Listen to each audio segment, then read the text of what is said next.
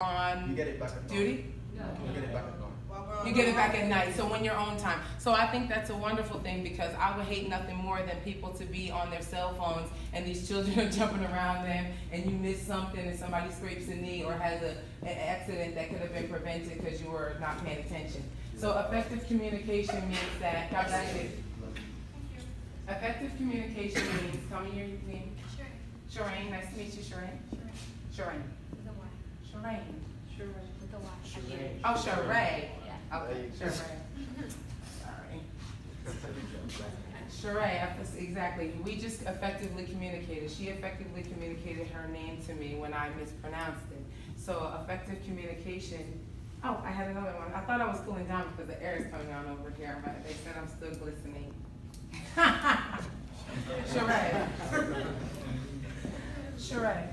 Thank you for effectively communicating. Sheree, I'm going to need you to meet me today at 6 o'clock on the south field because I have 3 campers that are going to need special accommodations. So I need you to come there at 3 o'clock. I need you to check in with me 1 hour prior to 3 o'clock to make sure that these campers are still coming. Okay? You told me like 3 different times to meet. You said 6, 3, 1. Right, I did not effectively communicate with you this time. That was my example. You're like, what? Huh? Ho? What? I gave effective communication means that, so I should have probably just said, Sheree, at 3 o'clock I need you to meet me on the field to bring 3 campers. Call me at 2 o'clock. Okay? Effectively communicate. Please just use less words. At 3, I got 3 campers. Call me at 2 o'clock. Okay? So just make sure that you see how effective communication means that I was directly looking her in her eye. I wasn't like on my phone, or I wasn't talking over here to Brittany like, yeah girl, oh meet me at 2 o'clock, okay? And she was like, you know how some people talk, you're walking away and you're talking, right? And you're like, I wasn't sure if she was talking to me or she talking to him, but we ain't showing up because we got something to do at 3 o'clock, so them campers gonna be hot as I don't know what. Oh God, we better call Miss Sarah. That's all I know, and somebody might not even call Miss Sarah. So effective communication means that you make sure that you look the person in the eye. Sometimes maybe touch them like this first, not all the time touching people, because some people are like, don't touch me in my personal zone, right? But that lets you know that I'm talking to you. Tell me your name. Isit. Isil.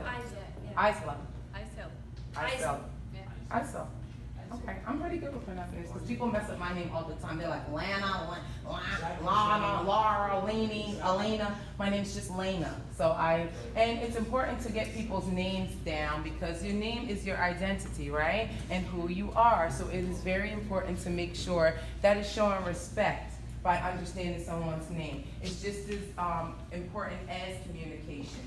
So making sure that you effectively communicate with somebody, maybe just to get a little closer to them, to directly look at them in the eye.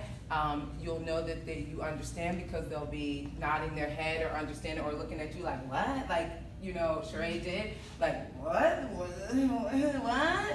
You know? And it will be better and then it will run smoother. These are just some small techniques that, you know, that you guys probably already have that you don't necessarily know that you use, especially some of you veterans that have been here. So I expect for some of you guys to kind of take people by the hand, the ones that have been here longer, and just show people the ropes, because sometimes when the kids get here, everybody could be all together and understand and effectively communicate and be like, all right, I'm pumped, I'm ready to go. I can't wait for these campers to get here. I'm gonna show them what I'm all about. Miss Lena said be a leader. I'm here, I'm doing it, right? These kids get here and you have stage fright and be like, oh, swag, I didn't expect little Johnny to do this or do that, or, you know, this to happen, or a kid to have a patch or something, you know what I mean? It's something to throw you off, right? So just make sure that you're ready and making sure that you know how to effectively communicate, making sure that you know how to understand when somebody's trying to tell you something non-verbally, you know, right? Try to tell you a little something, right? Because I just keep staring at you. You might be like, are you okay? A kid just all day Can I help you? Just, not ignoring people. Or you guys as camp counselors, you have to be aware of little things. You're expected to be held to a high standard. Some kids might not know how to effectively communicate through talking, right? But somebody's just staring at you all day. Somebody's like, instead of talking to your fellow peers, like, why is Sarah just staring at me all day? Like, geez, what is wrong with this kid? Like, geez. So what you never did was go talk to the kid about it. Like, I noticed that you're staring at me a lot. Are you trying to tell me something? Are you okay? Like, do you like the color of my bandana? Just, not in a disrespectful way, but more of an engaging way, I noticed that you're paying attention to me today, Sheree. Do you like my cool strawberries on my shirt? Do you like that? You was trying to figure out what that was, right, raspberries or strawberries, but either way, right? So I saw you staring, so I just wanted to make sure everything was okay, and I didn't want to make you feel uncomfortable. But, yeah, exactly, but I said some of y'all said, that is strawberries, honey. Yeah, ready for the summer season, okay? Yes, that strawberries ready because I thought it went with camp, outdoors, right? That's the best I could do, okay? It's hot, all right? So lastly, I don't want to hold you guys too much, but I wanted to ask you guys, what are some of the expectations and what do you expect to get out of 44 days here from your coworkers? Like, what are some of the things that'll make you work better? Start off by telling me your name. Amani. Hi, Amani. Nice to meet you. Are you from New Brunswick? Yeah. All right, New Brunswick. Stand up, New Brunswick. One of the things, like you saying, like, what would I get at? Yes, ma'am. Okay. I would get out of, like, because a lot of kids that come here come from low-income housing, they come from one-parent housing, they come from many different situations. Yes. And most of the situations are not good situations. Yes. So I want to try to, like, not really make them forget it, but, like, help them through it. Help you cope. Yes. So Amani just is talking about something that's very important. A lot of the kids that come here are fortunate enough to either gain scholarships or come from maybe a disenfranchised family, and this is their first chance at being able to escape that, as Amani says. Of course they're never going to be escaped it because kids that have experienced trauma, they take that trauma with them, and sometimes you'll notice that a lot of these kids, they'll create their own madness, and you'll be looking at them like, why did you create this? You created your own problems with these kids. Everybody else was chilling. You came over here selling your noise, and you'll try to rationalize it with them. But one thing I want you guys to say, to understand, like Imani said, it is their first time, a lot of people coming out into the wilderness like this, so the setting has changed, Look at some of you guys when you first arrived on campus, you're like, okay, I know what camp is, but I didn't expect all this greenery. My allergies is acting up, oh, it's too hot, my hair ain't gonna work. Thank God I got these braids, right? Because it's not gonna work, right? And, you're thinking about swimming and you're thinking about a variety of things and sunburn and suntan, and you can't always be prepared enough. But so imagine, put yourself in the shoes of these children, right? Put yourself in understanding how that might have made you feel, and you're amongst your peers here, other future leaders, So you guys have something to prove amongst yourselves. So imagine how these children that are coming from hurtful homes or traumatized situations may feel. So put that first, understand that first. I'm not saying that you guys can't be real, and if you see a child that is just completely hurting themselves or sabotaging the situation, just to say, hey, take a moment to look at the fun in this. So Amani is absolutely correct. Remind them that this is supposed to be fun. It's not supposed to be chaotic. It's supposed to be fun. It's supposed to be you running. A lot of these children come here, and I was talking to some people that I was saying I was going to talk to a bunch of camp counselors and future leaders, and I wanted them to know. So I was talking about 15 minutes from Concrete. So right here in New Brunswick, right here, 15 minutes from this centralized location right here at Menlo Park and Roosevelt Park, there is Essex County, there's Newark, there's Plainfield, there's Camden, New Jersey. There's a lot of poor and impoverished places right here in Perth Amboy, New Jersey.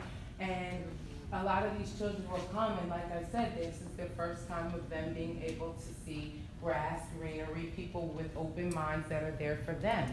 Do you guys understand that? That really there for them, there to understand. People like Brittany, right? Brittany here to make them understand that she's from the Bronx. Am I correct? Right? People from the Bronx stand up, right? When they go talking about Yankee Stadium and talking about the Grand Concourse. Am I correct? Right? Right.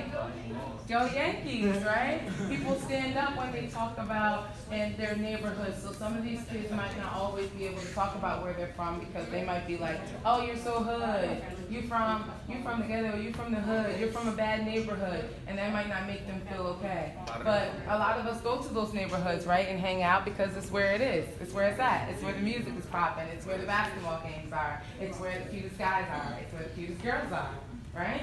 So let's not put down these children for where they're from. Everybody has a piece to offer everybody, and everybody has strengths and good qualities, great characteristics, whether you're faster, whether you're very intelligent, whether you're street smart and able to apply it, whether you're book smart and know how to apply it and teach one, and whether you have a specialty of knowing how to break down a concept to somebody, like many of you guys have here, like Alex and Sheree has, and Amani, right? And these youngsters over here. So some of you guys really do have niches and do have good qualities and characteristics that I can already see. So I want you guys to make sure, even my crew back here you're from London, the London crew. I want you guys to tell people about how it is growing up there. That would be really important for you right here in New Jersey, what the climate is, what the culture looks like, how people are moving, people that live in different states. Maybe you guys that live in New York can tell kids how it is to catch the subway every day and have to go to school every day catching that iron horse, right? Or using public transportation, or some of you guys that live closer to universities, what that meant and how you guys were always pushed to go to universities or probably go off to college because you live close. Am I correct? Yes. Right, so I want you guys to give these campers a little bit of piece of you, the positive things that brought you here, because you guys are leaders. You've been identified as a leader. You have been identified as somebody that knows how to get along with children and effectively communicate and show people what success looks like. It looks like you guys. So I want you guys to give yourself a round of applause.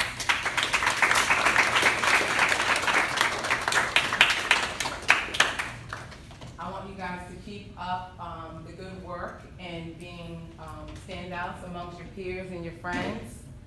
And I want you guys to bring to the table what you have and let these kids know that it's not where you're from, it's where you at. And right now you're at Camp Kitty Keepwell.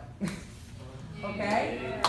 You guys, if you have any further questions or anything, or like me to talk about any specific subjects, I don't mind. Let's start by saying. You said you played in the WNBA? Yes. What number pick were you? I'm sorry? What number pick were you? I didn't get drafted. So okay, let me tell you all a little bit about basketball, because a lot of you guys, women's basketball is not the same as men's basketball. You know, there's a lot of glam and glitter. So when I played the league, WNBA had just started, and there was only, there was a variety of teams. As a matter of fact, the team doesn't no longer around. So after me playing basketball, I'm so glad that education was really important to me. And basketball was getting me where I needed to go, and I was always a tall person, so I was always looked to for sports, and my mom was smart enough to get me into things, and that was great because, like I said, I was a camper and I was a junior camp counselor, and that showed me a lot of leadership skills. So the basketball really was a door opener for a lot of the things that you see here today, because like I was able to understand my coaching because it's just similar as basketball. You have team together, everyone achieves more. You have a coach that kind of directs, but the coach is not out there playing.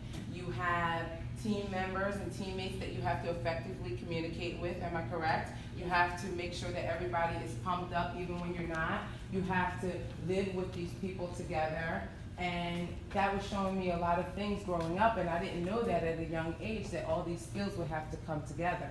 So basketball, you know, it was a lot of discipline. It's discipline of getting up at 6 o'clock in the morning and going out and missing a lot of stuff, especially in colleges, fraternity and sorority parties, being able to pledge and do a lot of different things. and go to school. So you're expected to do a lot on top of being